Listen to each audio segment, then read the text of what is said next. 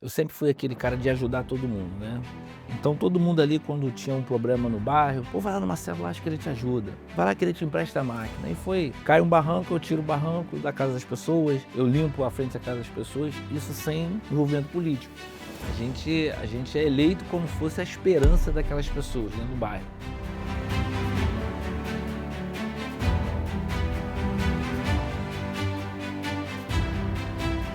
A história da gente agora é com Marcelo Rilage, diretamente de Nova Iguaçu. Esse cara que tem uma trajetória incrível, né, uma luta na vida pública, mas que chegou a hora da gente conhecer um pouquinho da vida pessoal do Marcelo. Marcelo, tudo bem? Seja bem-vindo. Tudo bem, perfeita? Tudo bem a todos aí? Muito prazer estar com a senhora. É uma honra estar participando aqui do programa com a senhora. E vamos embora, vamos conhecer a minha história, né? Marcelo, como foi sua infância? Você nasceu aonde? Estudou aonde? Você teve uma infância difícil? Como que foi sua infância? A minha infância foi boa dentro das dificuldades, né? Sou, meu pai tem 5 filhos. Meu pai era pedreiro, trabalhou em mercado, criou 5 filhos com muita dificuldade, mas graças a Deus todos pessoas honestas, de bem. A gente foi nascido e criado, hoje eu sou nascido e criado na mesma casa que eu nasci, eu moro até hoje, do lado do meus pais ali. A gente conseguiu manter junto, né. Então é uma família de 5 irmãos que são muito unidos, assim, muita dificuldade, escola pública. Meu pai, graças a Deus, formou 2 filhos na faculdade, né, e a gente vem nessa pegada. Aí entrei, virei policial militar. Em 2001 eu ingresso na polícia militar, aí crio meu comércio no bairro onde eu fiz 25 anos agora, com a minha loja. E eu tenho uma história no meu bairro, né, porque eu sou, eles chamam lá dos cria, né, os cria do Ambaí. Então eu tenho orgulho de dizer onde eu moro, sou fã da onde eu moro, e a minha luta hoje na política é essa, é tentar melhorar as condições de vida da população que me acompanha ali, dos meus clientes, dos meus amigos. E é isso. A minha infância foi boa, muito boa mesmo, não tenho o que reclamar. Dificuldade todos passam. O negócio é a gente correr, batalhar e melhorar aquilo que a gente passou lá atrás, né. É isso. Me explica aonde que virou a chave do Marcelo policial para política. Aonde que como foi essa virada de chave? Então, prefeita, virou naturalmente. Eu sempre fui aquele cara de ajudar todo mundo, né. Eu era policial e ao mesmo tempo no mesmo ano eu montei a minha loja de material de construção. Então todo mundo ali quando tinha um problema no bairro: "Pô, vai lá no Marcelo lá, acho que ele te ajuda. Vai lá que ele te empresta a máquina". E foi, aí cai um barranco, eu tiro o barranco da casa das pessoas, eu limpo a frente da casa das pessoas, isso sem envolvimento político. Aí, quando foi em 2014 mais ou menos, depois da eleição de deputado federal, né, o pessoal: "Ó", aí eu fui votar na igreja, o pessoal: "Meu vereador aqui, ó". Falei: "Ih, tá maluco vereador? Não gosto de nada de política não".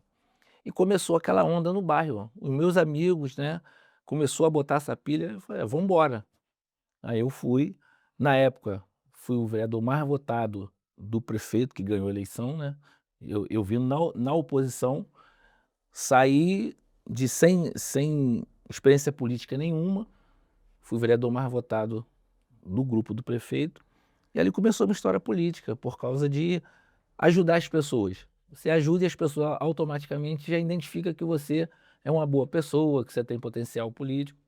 Aí depois me lancei candidato a deputado estadual, aí deu problema na Câmara, virei oposição, vim candidato a prefeito, e assim a gente foi levando, e hoje eu estou aqui, graças à senhora, né, sempre abriu as portas aqui do partido pra gente, e agora a gente vai tentar mais uma vez e se Deus permitir a gente vai sair vencedor, junto com a senhora e com o Júlio Rocha. Rapaz, assim, a sua história se confunde muito com a história do meu pai, né. Meu pai, ele é do ramo da materiais de construção, né, começou a trabalhar muito cedo, foi desde vendedor de lenha, vendedor de banana, caminhoneiro pelo país todo, e acabou que em certo momento porque político de cidade pequena, e aí de bairro também, né, que o seu comércio é centralizado num bairro, Bairro. você se torna um político sem mandato, né? Comerciante de cidade, o cara naturalmente se torna um político sem mandato, porque precisa de um carro, foi o que tu falou, precisa de uma máquina, e vai lá. Aí todo mundo, César vem, e foi aí que iniciou a carreira política do meu pai. E a sua história se confunde um pouquinho aí com a história do meu pai. Mas houve uma coisa na vida do meu pai que incomodou muito, eu quero saber se na sua também você se sentiu essa diferença. Porque quando você sai de trás de balcão, sai de trás de um balcão de comércio, né, para ir atuar na vida pública, você deixa de ser patrão, dono, né, você deixa de ser o gerenciador e você passa a ser um vereador legislador. E aí as pessoas automaticamente elas pensam, pô, esse cara virou vereador, agora ele vai, né, executar. E aí, como que foi isso para você? Porque vereador não executa, mas como que foi essa virada de chave para você? Foi difícil e é difícil até hoje. A gente é eleito como fosse a esperança daquelas pessoas dentro do bairro. O bairro, não, agora o Marcelo ganhou, as ruas vão ser asfaltadas, vai acabar o esgoto a céu aberto. Aí a gente também, quando está de fora da política, a gente acha que a gente vai conseguir fazer. Mas quando você ganha eleição, a gente vê que não é assim que funciona. Aí eu tenho que explicar para as pessoas, gente, não depende de mim. O prefeito precisa ter verba, ele precisa estar bem. A hora que ele começar a distribuir obras, a gente vai buscar parte dessas obras para dentro do nosso bairro. Aí vai acontecendo, a gente sempre foi aquele cara que era para solucionar problemas, né? Eu era visto no bairro, teve um assalto, chama o Marcelo Polícia. Preciso de uma máquina, chama o Marcelo da loja.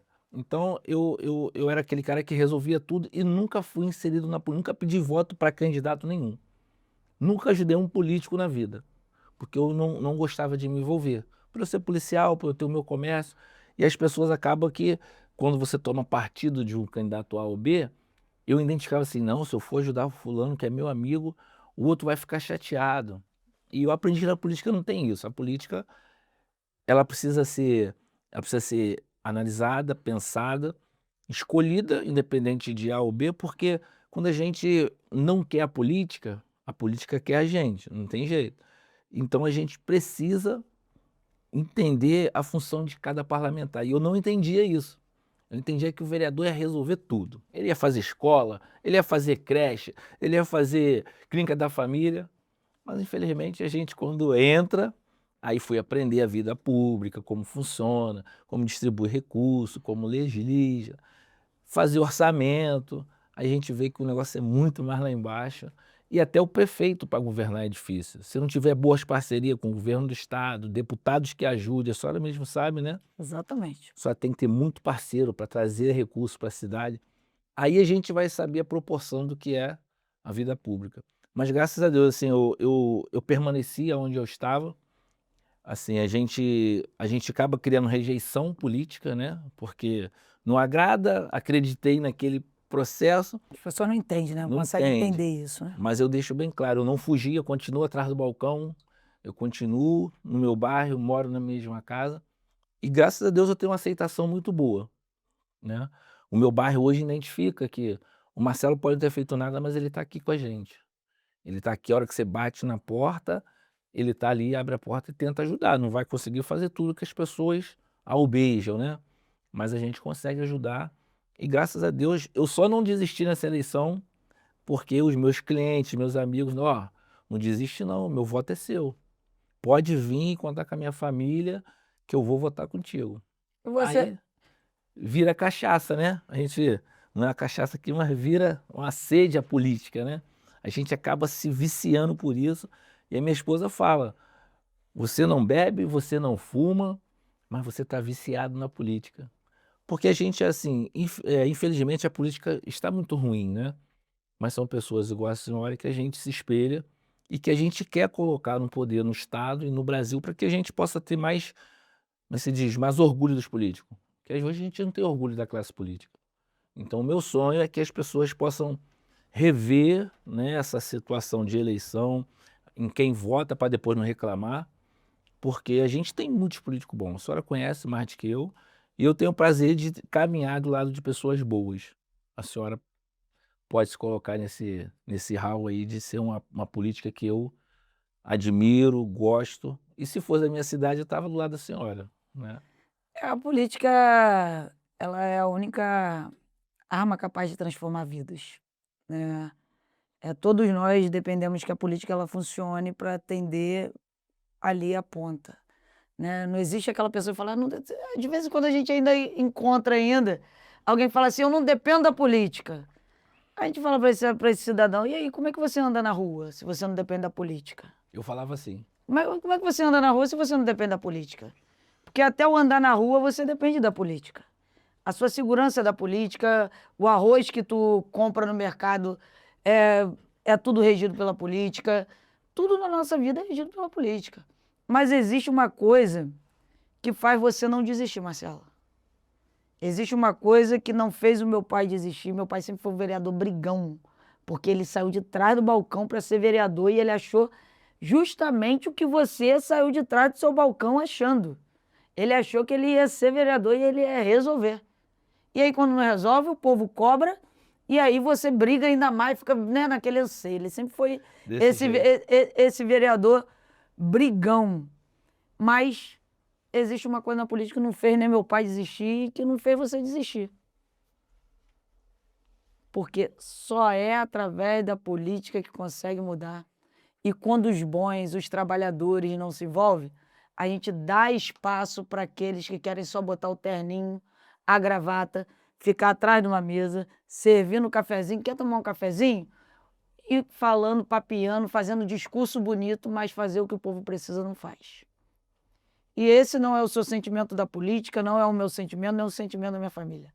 A gente está na política para trabalhar e para fazer as coisas acontecer. E às vezes falta muito isso na política, né? A gente, você é mais experiente aí do que eu na vida pública, e você pode perceber que tem pessoas que antes de uma eleição se portam de um jeito. Depois de que ganha uma eleição, acha que virou artista. Desse jeito. Acha que virou artista. Só pode falar com o povo na hora marcada, só pode falar com o povo dentro de uma sala com ar-condicionado. E aí tá a ausência aí começa o distanciamento do poder público com o povo. Como que você vai conhecer a necessidade do seu povo se você não vive com ele? Se você não escuta ele? Não tem como o político conhecer a necessidade do povo vivendo a sua própria realidade, porque fecha lá a sua casa, seu quadrado, não falta nada na casa dele, não falta nada no quadrado dele. Então ele acha, ele está acostumado a ver aquilo todo dia, e ele acha que lá fora está tudo igual a casa dele. Desse E jeito. aí estraga a política, estraga toda a classe. Mas graças a Deus que a gente tem políticos igual você. O Partido Agir é um partido que preza pelo trabalho, né, pela liberdade de expressão e pela vontade pública que resolve a vida das pessoas. E você é um cara que tem aí um histórico de caráter incrível, de trabalho, né, e isso é o mais importante. E tenho certeza que daqui a alguns meses a gente vai estar aí celebrando junto com você aí grandes conquistas, né? Eu torço por isso e tenho certeza que isso vai acontecer. Mas eu quero te fazer outra pergunta. Quando a gente se coloca na política, naturalmente, a nossa família é o que se dói mais pela gente. A família da gente é o que mais se dói. Deu uma porradinha na internet, nem doeu na gente, mas dói na família da gente.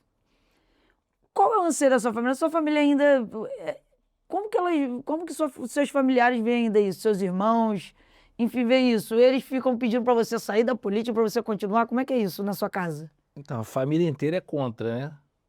A minha esposa principalmente. Minha mãe, meus irmãos, meu irmão caçula é um dos que me enfiou na política, né, na época que eu ganhei a eleição, que a gente resolveu ser candidato. Ele é um dos caras que ainda incentiva.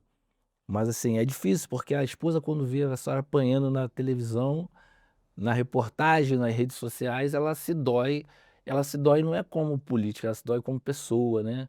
Como ela vê a pessoa que ela gosta, não é isso que eu conheço do meu esposo. A minha mãe, mesma coisa, meus irmãos e meus amigos também.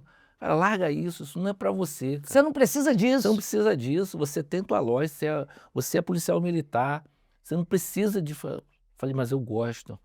Se eu não cuidar de vocês, se eu não lutar por vocês, vocês mesmos não querem lutar. Então a gente precisa se libertar. Mas assim, é difícil, porque as pessoas, quando não te conhecem, ela julga pelaquela primeira. Imagem. Mas graças a Deus, prefeita, eu tenho uma reputação ainda na política e que não mancha a imagem da minha família. O que eu prezo, né? Enquanto eu estiver vivo, é a memória do meu pai e da minha mãe. Então eles são vivos e eu não posso decepcionar eles. E quando eu entrei na Polícia Militar, eu falei, eu não vou dar o desgosto do meu pai me ver na televisão com histórico de corrupção, preso por fazer coisas erradas. E na política foi a mesma coisa. Eu não posso desonrar meu pai nem minha mãe. Então hoje eu ando tranquilo, nunca tive problema de ser apontado por ser um político que fez corrupção, um político que fez falcatruas. Então as pessoas me conhecem por essa ideologia que eu tenho. Que eu sempre fui o cara forte lá no combate à corrupção, né? Eu achei que eu ia resolver o problema da política combatendo os corruptos, mas eu não consegui, né? No meu mandato, a corrupção, ela me derrubou, não tem jeito, o sistema, ele é assim, mas a minha família, mesmo ela contra o que eu passo na política, quando chega agora nesse momento, vai todo mundo para a rua, vai todo mundo me defender, vai buscar o voto dos nossos amigos, né? E ninguém nunca desistiu. A minha mãe, ela, enquanto eu não chego em casa, que eu moro do lado, né? Então, quando ela não vê o portão abrir, eu chegar em casa, ela não tá tranquila. E graças a Deus, a minha família é muito unida. E quando a gente começa a campanha, vai todos para rua, desde do meu primo mais novo ao meu tio mais velho. Isso é Então, muito bacana. todos apoiam, todos. Eu não tenho problema nenhum de política com família. Não tenho um racha, não tenho uma desavença. Não tem um primo que apoia outro candidato, igual eu já vi, né? Tem famílias que o irmão ajuda um candidato, o outro irmão ajuda o outro, o pai já vota em outro, e às vezes um parente é candidato. Na minha família, não. 100% eles caminham comigo aonde eu for. E graças a Deus eu sou. Minha família é o seguinte, faz um almoço de família. E eles vêm, me cobram, fala isso, fala aquilo. Mas vai lá na rede social e fala assim, Marina é feia. Putz, aí entra todo mundo já. Acabou, atropela todo mundo. E é assim. Né? Na realidade, nossa família tem medo que a gente sofra, né? Isso aí. E sofre junto com a gente, ou às vezes muito mais do que a gente. Essa é a realidade. Às vezes a gente que está no meio da política, a gente já espera, certo? Nossas pancadas já não dói A mais, né? gente espera. Mas quando batem na gente, a nossa família sofre muito mais. Você tem filho, Marcelo? Eu tenho 4 filhos, uma de 29, tenho um de 19 e tenho um casalzinho de gêmeos de 7 anos. E uma filha minha tem um aspecto autista, né? Que é um casal de gêmea, menina, mas é suporte, nível de suporte 1, né? Bem tranquila. Então, desenvolve bem, conversa bem, estuda, vai para a escola. Então, a gente só tem um cuidado, né? De fazer os tratamentos, as terapias. Mas a minha família, eu não tenho o que reclamar de família. Minha família, principalmente a minha esposa é o alicerce, é a espinha, é o pescoço. Ela fala assim, minha mãe fala, se você tirar o pescoço, que é a sua mulher, a tua cabeça cai e você vai junto. Então a minha esposa é a base da família, de tudo, né? E graças a Deus a minha família inteira gosta da minha esposa.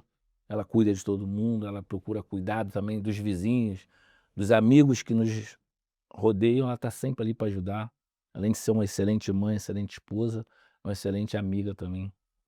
Marcelo, estamos chegando ao final, né, dessa história da gente. Muito bacana conhecer a sua história assim mais íntima, né? Acho que as pessoas precisam entender o que a gente é fora a política, né? Porque às vezes só vê a gente como político.